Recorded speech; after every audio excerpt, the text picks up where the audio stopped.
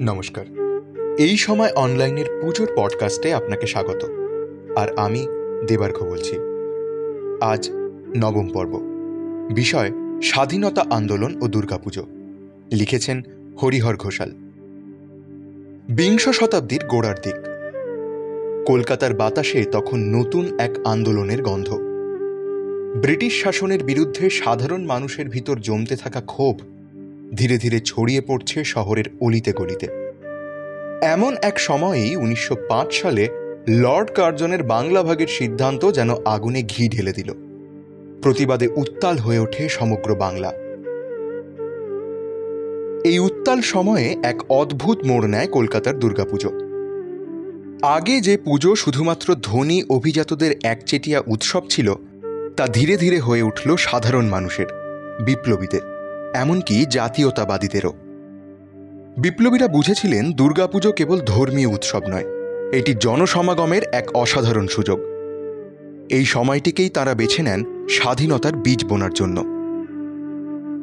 Robert Clive আর নবকৃষ্ণদেবের হাত ধরেই পলাশীর যুদ্ধের পর বাংলায় নতুন করে জাঁকজমকপূর্ণভাবে দুর্গাপুজো শুরু হয়েছিল।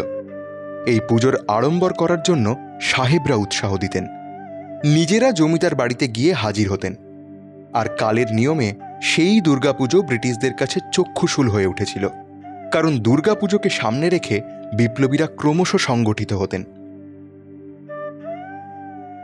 1930 সালে নেতাজি সুভাষচন্দ্র বসু উত্তর কলকাতার কিছু ক্লাব আয়োজকের সঙ্গে গোপনে বৈঠক করেন। সেই বৈঠকে উঠে আসে এক অভিনব পরিকল্পনা, দুর্গাপুজোকে স্বাধীনতা আন্দোলনের প্ল্যাটফর্ম হিসেবে ব্যবহার করার। সিমলা ব্যায়াম সমিতি, কাশী বসলেন, কুমোরটুলি, বাগবাজারের মতো ক্লাবগুলি এই পরিকল্পনায় এগিয়ে আসে। পুজোর ছদ্মাবরণে গড়ে ওঠে গোপন সভা, চলে কৌশল নির্ধারণ, অস্ত্র সরবরাহ ও বিপ্লবীদের মধ্যে যোগাযোগ স্থাপন। কাশী বসলেনের পুজো তো ইতিহাসেই জায়গা করে নিয়েছে। সেখানে 10 জন পুরোহিতের মধ্যে কেউ কেউ ছিলেন ছদ্মবেশে বিপ্লবী। 10 দিনব্যাপী পুজোর প্রতিটি দিনই ছিল পরিকল্পনার দিন। কিভাবে ব্রিটিশদের মোকাবিলা করা যাবে, কোথায় কিভাবে অভিযান চালানো হবে, এসব নিয়েই চলত নীরব গুঞ্জন। একইভাবে সুকিয়া স্ট্রিটে ইন্দুভূষণ মুখোপাধ্যায়ের পরিবারের পুজো হয়ে উঠেছিল জাতীয়তাবাদের কেন্দ্র। বৃন্দাবন মাতৃমন্দিরে জমে উঠত স্থানীয় যুবকদের জমায়েত, যেখানে প্রমথনাথ চট্টোপাধ্যায় ও নির্মল কৃষ্ণ মিত্রের মতো নেতারা যুবকদের অনুপ্রাণিত করতেন।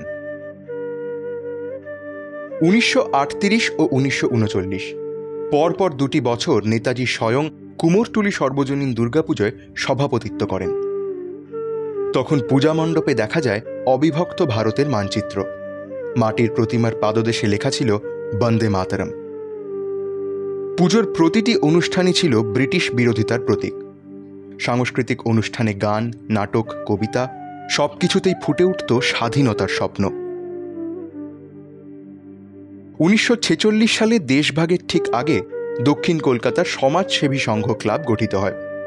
পুজোর মাধ্যমে শুরু হয় শরণার্থীদের সাহায্য ও সমাজসেবা। নেতাজির ঘনিষ্ঠ লীলা রায়ের মতো নেত্রীদের উদ্যোগে পুজো হয়ে ওঠে দুঃসময় মানুষের পাশে দাঁড়ানোর হাতিয়ার, একই সঙ্গে বিপ্লবী চেতনার প্রতীক। কলকাতার অলিতে গলিতে, পুজো মণ্ডপের প্রতিটি ধুলোবালিতেও মিশেছিল স্বাধীনতার স্বপ্ন। আজকের পর্ব এখানেই শেষ।